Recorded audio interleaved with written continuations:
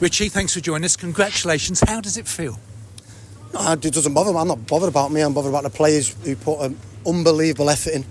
You know, it's lucky that the game was called off, because on the weekend we're struggling with illness, loads of injuries.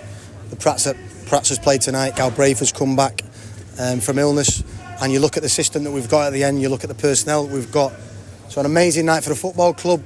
A youth product has scored the winning penalty. I thought for the first 60 minutes we were a better team. We got in. We needed to find the last pass better. We need to be better in the final third. But the areas that we got in, it should have been rewarded a little bit more. But then they're a good team. They've got. Listen, I only thought that they could score tonight on the counter attack and from set plays. So they've got wingers that are lightning quick, and we got caught. Little things, instead of just finding the extra pass, a little reverse pass, we end up shooting into bodies. It bounces, it ricochets for them, and they break away. So, like I said, I thought the stadium felt alive tonight, especially at the end when he stayed behind. And so I love Warney to bits. I played with Warney, an unbelievable guy, and I hope he's going a good run in the Championship. But in the next round, we needed some hair on the sideline, didn't we? It really was. Pep and Warney next to each other. He's a bit slow there, wasn't you? It really was all about the magic of the cup. I mean, our FA Cup run has been unbelievable, hasn't it? Penalties twice, 98th minute equaliser, 121st minute winner, and people keep saying, and these top six want to. You know, Tamworth deserve a replay, and these top six keep taking it away from us. So the magic of the FA Cup is alive, with occasions like that, with occasions like Tamworth nearly scoring the last minute to knock Tottenham out. So hopefully we can hopefully City can not take us to a replay and we can beat them in normal time. And what does it mean to you and to the club to have the champions here in the next round? It honestly doesn't bother me. I'm not like that. I'm buzzing for the chairman. The chairman about probably 10 days, 2 weeks ago said, Rich, there's an extra bit of budget on top, which was brilliant. I can't spend it at the moment because I can't find the right. We'll hopefully get one. I think we've done one today, so that'll get announced tomorrow. Hopefully I'm not jumping the gun. But the fact that he was aggressive in it and he said, Rich, here's a decent amount. We've got the injury to O'Neill, the illness to Agger, which is significant. I think if we've got them subs coming on, I think we can win the game in normal time. We just got no pace to come on, and players been out of position. But I'm buzzing for the chairman. Do you know what else I'm really happy about is when I first come to this club, we won the first 9 of 10 games, and everybody thought, well, they should win the league in that position, and all our supporters go, no, it's Orient, innit? They'll mess it up. And then we get the draw, and everybody's thinking, what a great draw. Well, it's not a great draw if you don't go through. It's actually a horrific draw because you watch it on telly thinking it could have been us. But then everybody's like, well, it's typical Orient, that, innit? We get a Man City, we get a really big club in the next round, and we go and get beat. It's not typical Orient no more. We're a growing club, and again, I'll go back to the fans were brilliant tonight, and the energy in the stadium felt alive. And we did it with 10 men, with Sean Clare receiving that second yellow card. Yeah, we did, and Sean hasn't played for 3 months. We've wheeled him out, and to get through what he's got through is unbelievable. It's probably helped us, to be fair, that he got sent off. So now we can't, because you've got that temptation to put him against Peterborough at weekend. Now he can't play. He needs a bit of a rest.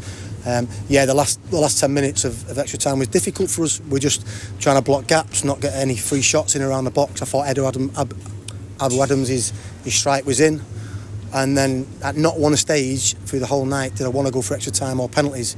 But then that changes your mindset. You've got to not release to get pressure on the ball. You've got to stop gaps in your final third and defend your box well. And I thought from every single, the goalkeeper to the subs that came on, everyone was magnificent. And in that penalty shootout, the pressure was on young Zechobela. Yeah, credit to both sets of players. 120 minutes, you're tired. And I just spoke to the players, whatever you do, you know, I'm proud of you, but it's not finished. We've still got a job to do. Whatever you do, don't be doing these million steps as a run up. Go up, strike the ball, you're tired. Control your breathing, make sure your technique's right, and strike through the ball. And both sets of players, to be fair, the technique was good after 130 odd minutes. So yeah, I don't think we've missed a penalty in the FA Cup out of all. So I think we've got technically good players, and we proved that. And another good save from Josh Keeley. Yeah, I mean, his just reputation is growing all the time. I'm a big believer that goalkeepers, it's not making great saves from from penalties. It's about having a character about you to believe that you're going to save it. And Josh has got that. He's got that personality. He's got that swagger. The fact that he comes up in the 97th minute and keeps in his competition with a header, he's going to the extreme. But he's got an unbelievable character, and the kid will go a long way in the game. But more injuries, Jack Simpson and Ethan Galbraith. Is it too early? Yeah, Ethan was ill over the weekend. He just run out of puff, and he's got a bit of a dead calf, so we had to bring him off. Simpson, he does a contact injury, so we don't think it's too serious. But obviously a bonus was bringing TJ back into the squad tonight. Absolutely. So you've got players lined up. What sort of positions are we looking at, Richie? The front player, we've got no energy. I'm playing the left back at left wing. I'm playing. Then I have to change it and put me right back to left wing because I know that TJ can do a job. He's experienced.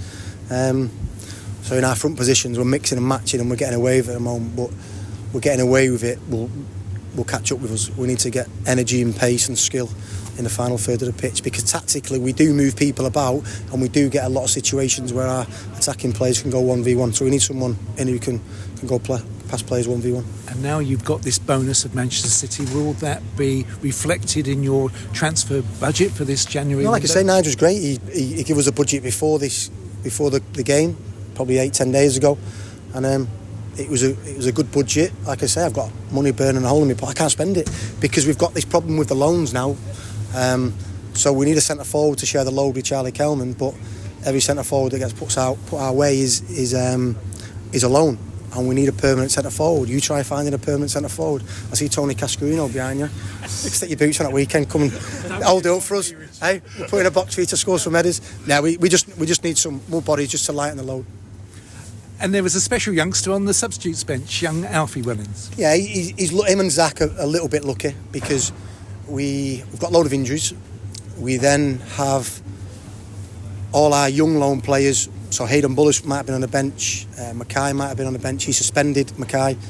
And all the others, Phil Sinead would have been on the bench. There was probably 8 or 9 that would have been ahead of Zach and ahead of Alfie on the bench. But they're all cup-tied.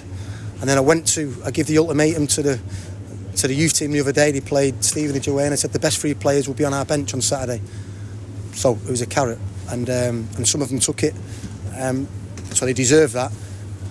But in hindsight, it's too young for them to be on the bench. I mean, they're 16 years old, but it also, what a carrot for them. If you dedicate your life to this, i.e.